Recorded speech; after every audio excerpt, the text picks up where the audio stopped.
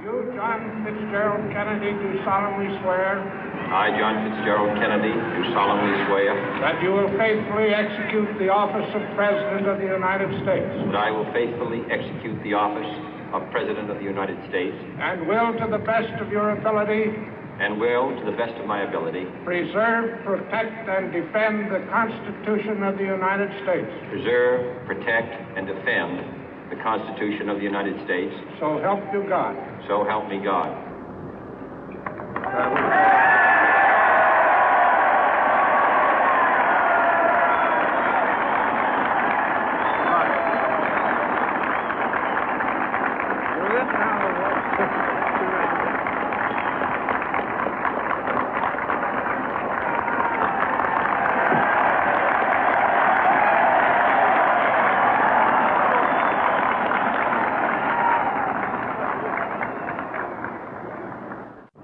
Vice President Johnson, Mr. Speaker, Mr. Chief Justice, President Eisenhower, Vice President Nixon, President Truman, Reverend clergy, fellow citizens. We observe today not a victory of party, but a celebration of freedom, symbolizing an end as well as a beginning, signifying renewal as well as change. For I have sworn before you and Almighty God the same solemn oath our forebears prescribed nearly a century and 3/4 ago. The world is very different now, for man holds in his mortal hands the power to abolish all forms of human poverty and all forms of human life. And yet the same revolutionary beliefs for which our forebears fought are still at issue around the globe. The belief that the rights of man come not from the generosity of the state, but from the hand of God. We dare not forget today that we are the heirs of that first revolution. Let the word go forth from this time and place to friend and foe alike that the torch has been passed to a new generation of Americans born in this century, tempered by war, disciplined by a hard and bitter peace, proud of our ancient heritage, and unwilling to witness or permit the slow undoing of those human rights to which this nation has always been committed and to which we are committed today at home and around the world.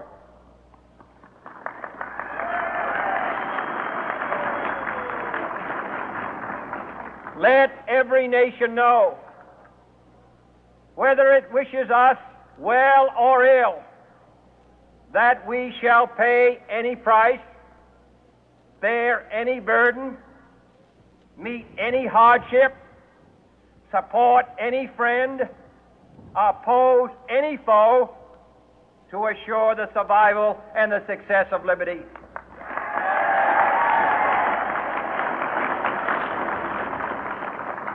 This much we pledge and more. To those old allies whose cultural and spiritual origins we share, we pledge the loyalty of faithful friends.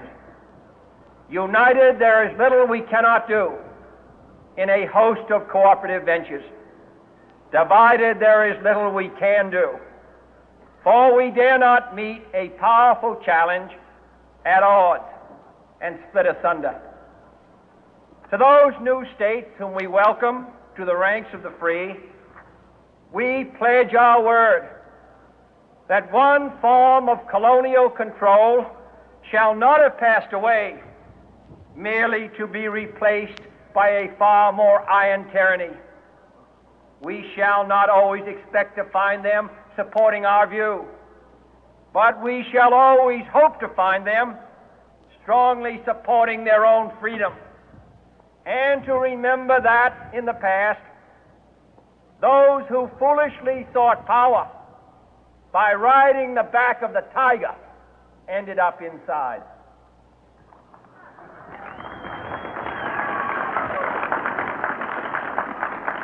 To those people in the huts and villages of half the globe struggling to break the bonds of mass misery, we pledge our best efforts to help them help themselves for whatever period is required, not because the communists may be doing it, not because we seek their votes, but because it is right. If a free society cannot help the many who are poor, it cannot save the few who are rich.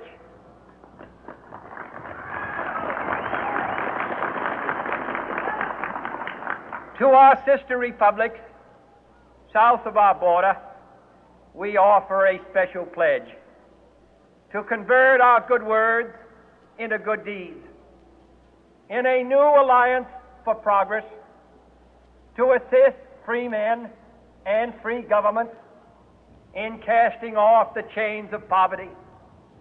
But this peaceful revolution of hope cannot become the prey of hostile powers. Let all our neighbors know that we shall join with them to oppose aggression or subversion anywhere in the Americas. And let every other power know that this hemisphere intends to remain the master of its own house.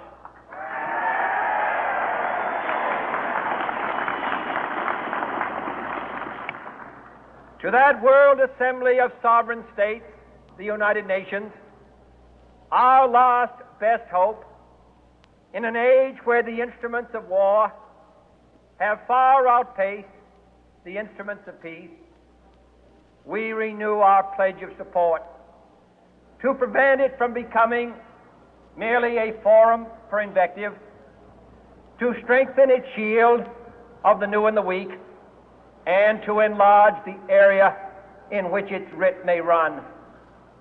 Finally, to those nations who would make themselves our adversary, we offer not a pledge, but a request that both sides begin anew the quest for peace. Before the dark powers of destruction, unleashed by science, engulf all humanity in planned or accidental self-destruction, we dare not tempt them with weakness, for only when our arms are sufficient beyond doubt can we be certain beyond doubt that they will never be employed. But neither can two great and powerful groups of nations take comfort from our present course, both sides overburdened by the cost of modern weapons, both rightly alarmed by the steady spread of the deadly atom, yet both racing to alter that uncertain balance of terror that stays the hand of mankind's final war. So let us begin anew, remembering on both sides that civility is not a sign of weakness, and sincerity is always subject to proof. Let us never negotiate out of fear, but let us never fear to negotiate.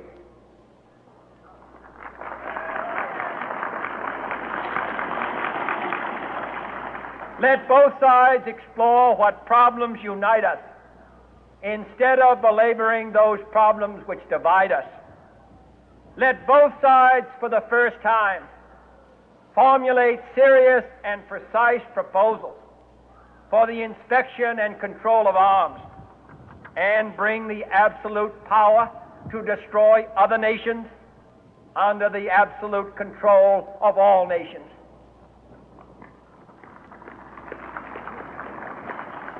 Let both sides seek to invoke the wonders of science instead of its terrors. Together, let us explore the stars, conquer the deserts, eradicate disease, tap the ocean depth, and encourage the arts and commerce. Let both sides unite to heed in all corners of the earth the command of Isaiah to undo the heavy burden and let the oppressed go free. And if a beachhead of cooperation may push back the jungle of suspicion, let both sides join in creating a new endeavor, not a new balance of power, but a new world of law, where the strong are just and the weak secure and the peace preserved. All this will not be finished in the first 100 days, nor will it be finished in the first 1,000 days, nor in the life of this administration, nor even perhaps in our lifetime on this planet. But let us begin.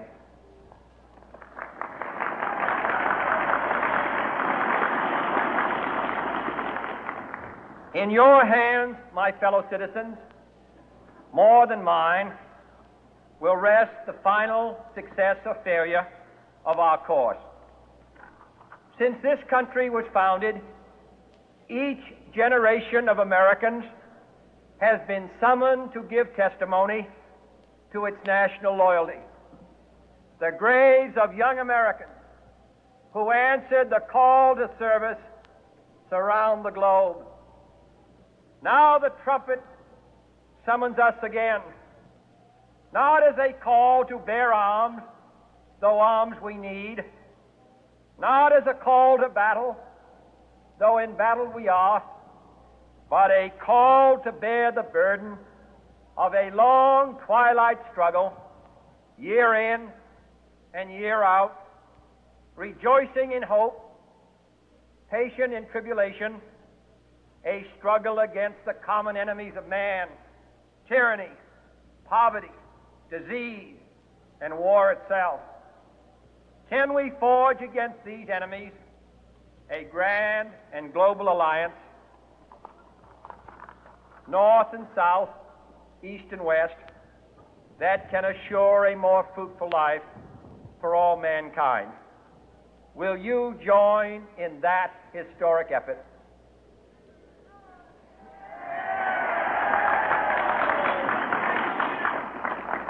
In the long history of the world, only a few generations have been granted the role of defending freedom in its hour of maximum danger. I do not shrink from this responsibility. I welcome it.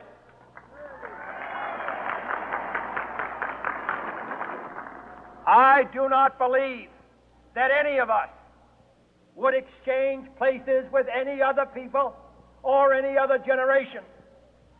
The energy, the faith, the devotion which we bring to this endeavor will light our country and all who serve it. And the glow from that fire can truly light the world. And so, my fellow Americans, ask not what your country can do for you. Ask what you can do for your country.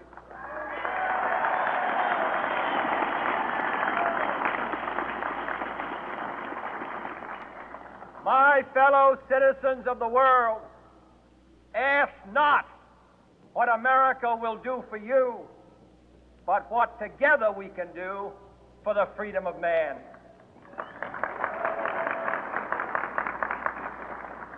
Finally, whether you are citizens of America or citizens of the world, ask of us here the same high standards of strength and sacrifice which we ask of you. With a good conscience, our only sure reward, with history the final judge of our deeds, let us go forth to lead the land we love, asking His blessing and His help, but knowing that here on earth God's work must truly be our own.